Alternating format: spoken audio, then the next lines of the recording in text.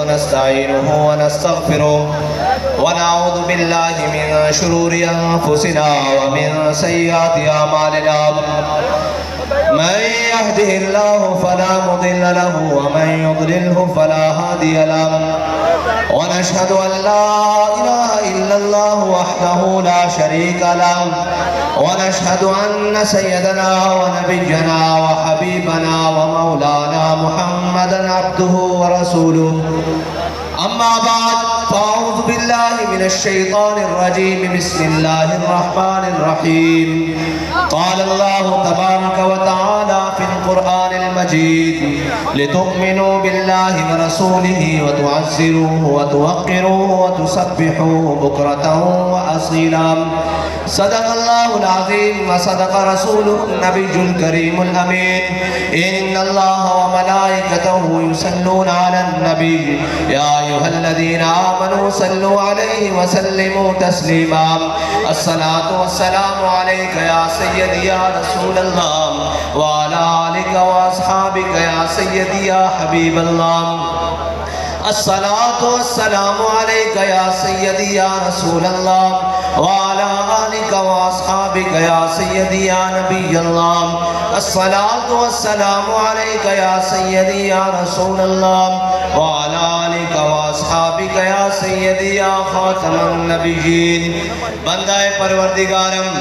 امت احمد نبی دوستار چار یارم تابع اولاد علی مذہب حنفی دارم ملت حضرت خلیل خاک پائے غوث اعظم زیر سایہ ہر ولی صدیق اکس حسن کمال محمد فاروق ذل جاہ و جلال محمد عثمان ضیاء شمع جمال محمد حیدر بہار باغ خصال محمد صلی اللہ تعالی علیہ وسلم لوح بھی تو قلم بھی تو تیرا وجود الکتاب گنبد آپ کی نرنگ تیرے محیط میں حباب عالم آب و خاک میں تیرے ظہور سے فروغ ذرائع ریت کو دیا تو نے طلوع آفتاب شوکت سنجر و سلیم تیرے جلال کی نمود فقر جنید و بایزید تیرا جمال بے نقاب تیری نگاہ ناز سے دونوں مراد پا گئے عقل غیاب و جستجو عشق حضور و اضطراب شوق تیرا اگر نہ ہو میری نماز کا امام میرا قیام بھی حجاب میرا سجود بھی حجاب معزز سامعین محترم اسٹیج پر جلوہ گر تحریک لبیک پاکستان کے ذمہ داران ہم سب حضور کے غلام رات کے اس پہر میں صرف یہ بتانے کے لیے حاضر ہوئے ہیں کہ ذرا نم ہو تو یہ مٹی بڑی زرخیز ہے ساکی یہ بتانے کے لیے آئے ہیں کہ حضور کے غلام آج بھی اپنے آقا و مولا صلی اللہ علیہ وسلم کے نام پر اپنا سب کچھ قربان کرنے کے لیے تیار ہیں وہ کہتے ہیں کہ ہم مانتے ہیں اس بات کو کہ نماز اچھی روزہ اچھا حج اچھا زکوٰۃ اچھی مگر میں باوجود اس کے مسلمان ہو نہیں سکتا نہ جب تک کٹ مروں خواجہ بطحا کی عزت پر خدا شاہد ہے کامل میرا ایمان ہو نہیں سکتا ایمان کی کامل صورت وہ میرے آقا و مولا صلی اللہ علیہ وسلم سے وفا ہے لیکن کیا صرف حج کرنا مسلمان کا اور کیا صرف قربانی کرنا اور بڑے بڑے بیل اور بکرے گرانا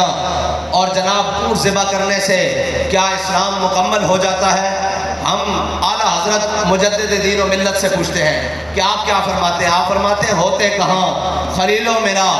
کعبہ و بنا ہوتے کہاں خلیل و بنا کعبہ و منا لولاک والے صاحبی سب تیرے گھر کی ہے مولا علی نے واری تیری نیند پر نماز میرے آقا و مولا صلی اللہ علیہ وسلم کے نام پر نہیں میرے آقا و مولا صلی اللہ علیہ وسلم کی ذات پر نہیں نیند پر مولا علی نے واری تیری نیند پر نماز وہ بھی اثر جو سب سے اعلیٰ خطر کی ہے، جس کے بارے میں قرآن کہتا ہے حافظوا علی الصلاۃ والصلاۃ الوسطیٰ وقوموا للہ قانتین۔ قرآن کہتا ہے کہ یہ جو درمیان والی نماز ہے اس کی بہترین حفاظت کرو۔ تو مولا علی نے ماری تیری نیند پر نماز، اور وہ بھی اثر جو سب سے اعلیٰ خطر کی ہے، بلکہ صدیق غار میں جان ان پہ دے چکے۔ ہمارے قائد محترم فرماتے تھے کہ یہ لکھا ہے نا حضرت شاہ ولی اللہ محدث دہلوی نے کہ لوگ کہتے ہیں کہ حضرت جناب سیدنا صدیق اکبر کو غار میں سانپ نے ڈسا۔ فرمایا سانپ نہیں، حیات کئی سانپوں نے ڈسا، لیکن میرے آقا و مولا صلی اللہ علیہ وسلم جب حضرت سیدنا صدیق اکبر کی ران پر آرام فرما رہے تھے سر رکھ کر، تو حضرت سیدنا صدیق اکبر نے اپنے جسم میں جھرجری بھی نہیں لی، اس لیے کہ کہیں میرے آقا و مولا کی نیند میں خلل نہ آ جائے، بلکہ صدیق غار میں جان ان پہ دے چکے۔ جان تو حفظ جان فروز غرر کی ہے۔ آگے مجدد فرما رہے ہیں، اور یہ وہ مجدد نہیں جو تھوڑی سختی آنے کے بعد کینیڈا بھاگ جائیں، رضا مدینے سے لوٹے مجدد کی سند لے کر۔ یہ وہ مجدد ہیں جن کو مدینے سے سند ملی ہے مجدد ہونے کی۔ تو اعلیٰ حضرت نے آ کر فرمایا ثابت ہوا کہ جملہ فرائض فرو ہیں۔ اگر اس کی کوئی تشریح کرنا چاہتا وہ کہتا اعلیٰ حضرت بات کر رہے تھے اور فرائض کی، اعلیٰ حضرت نے کعبہ کی بھی بات کی، قربانی کی بھی بات کی، نماز کی بھی بات کی، افضل الفرائض جان بچانے کی بھی بات کی، سارے فرض بتا کر کہا ثابت ہوا کہ جملہ فرائض فرو ہے، اصل و اصول بندگی استاجور کی ہے۔ فرمایا ساری باتیں مانی جا سکتی ہیں، لیکن سب سے بڑا انسان کا اور مومن کا فرض اپنے آقا و مولا کی عزت پر پیرا دینا ہے، اور نماز اپنے وقت میں فرض ہے، حج اپنے وقت میں فرض ہے، قربانی اپنے وقت میں فرض ہے، ناموس رسالت پر پہرا ہر آن ہر سانس فرض ہے۔ اور یہ نہیں کہ پھر پہرا دے تو کچھ ملے نہ،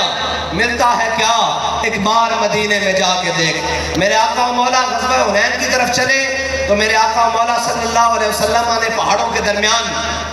اپنے لشکر کو پڑاؤ ڈالا۔ میرے آقا و مولا صلی اللہ علیہ وسلم نے فرمایا آج کون ہمارا پہرا دے گا؟ تو حضرت انس بن مرثد الغنمی کھڑے ہوئے، کہا یا رسول اللہ میں پہرا دوں گا۔ دو چیزیں ہیں، ایک ہے نماز میں صحابہ حضور کو دیکھیں، اور ایک ہے صحابہ اپنے امتی کو دیکھیں، اور صحابہ حضور سید عالم صلی اللہ علیہ وسلم کے چہرے کو صحابہ دیکھیں، اور ایک نماز میں حضور اپنے صحابی کو دیکھیں۔ دو چیزیں ہیں۔ حضرت سیدنا صدیق اکبر رضی اللہ تعالیٰ عنہ کی ابتدا میں میرے آقا و مولا صلی اللہ علیہ وسلم ایک قبیلے کا صلح کرانے کے لیے تشریف لے گئے۔ جب تشریف لے گئے تو نماز کا وقت ہو گیا، حضرت بلال نے اذان دی، سب نے متفقہ طور پر حضرت جناب سیدنا صدیق اکبر کو اپنا امام بنایا، سب نے امام بنایا۔ جناب سیدنا صدیق اکبر نماز مصلی پر کھڑے ہو گئے، امامت پر کھڑے ہو گئے۔ جب نماز شروع کی تو میرے آقا و مولا صلی اللہ علیہ وسلم نماز کے درمیان تشریف لے آئے۔ اب بات یہ ہے کہ امام آگے ہوتا ہے، مقتدی پیچھے ہوتے ہیں۔ آپ کو بھی پتہ ہے جب پیچھے سے کوئی آئے، امام صاحب آگے کھڑے ہیں اور حضور پیچھے سے تشریف لائے ہیں، صحابہ کو کیسے پتہ لگا کہ حضور تشریف لے آئے ہیں؟ اعلیٰ حضرت فرماتے ہیں کوچا کوچا میں مہکتی ہے یہاں بوئے قمیص، اور یوسفستان ہے ہر گوشہ کنانے عرب۔ جب تازہ تازہ خوشبو آئی نا تو صحابہ کو پتہ لگ گیا حضور تشریف لے آئے ہیں۔ صحابہ صفوں میں فاصلہ دیتے ہوئے میرے آقا و مولا صلی اللہ علیہ وسلم حضرت جناب سیدنا صدیق اکبر کے پیچھے آگے کھڑے ہو گئے۔ جناب سیدنا صدیق اکبر نماز پڑھا رہے ہیں، صحابہ نے تصویب کی ایسے ہے یا ایسے ہے، ایسے ہے یا ایسے، یہ دونوں طرح۔ صحابہ نے ہاتھوں کے اوپر ہاتھ مارا اور صدیق اکبر رضی اللہ تعالیٰ عنہ کو متوجہ کیا کہ جناب توجہ کریں حضور پیچھے تشریف لے آئے ہیں۔ جب حضور میرے حضرت جناب سیدنا صدیق اکبر نے دیکھا کہ حضور پیچھے تشریف لے آئے ہیں تو آپ اپنے مصلی سے پیچھے ہٹنے لگے، اور جب مصلی سے پیچھے ہٹے تو حضرت جناب سیدنا صدیق اکبر کو میرے آقا و مولا نے فرمایا صدیق مصلی کے اوپر کھڑے رہو۔ تو نماز کے دوران ہی حضرت سیدنا صدیق اکبر نے ہاتھ اٹھا لیے، کہا یا اللہ تیرا شکر ہے کہ تیرے حبیب نے مجھے یہ تو کہا کہ میرے مصلی کے اوپر کھڑے رہو۔ یہ ہے صحابہ نماز میں حضور کو دیکھیں. حضرت جناب سیدنا صدیق اکبر نے اپنے آنکھوں کے کونے سے میرے آقا و مولا کو دیکھا. اب آگے دیکھیے, جو حضور کی عزت و ناموس پر پہرا دینے کے لیے جائے, میرے آقا و مولا اسے انعام کیا دیتے ہیں. حضرت انس بن مرثد الغنمی کھڑے ہوئے, کہا یا رسول اللہ آج رات میں پہرا دوں گا. آپ چلے گئے,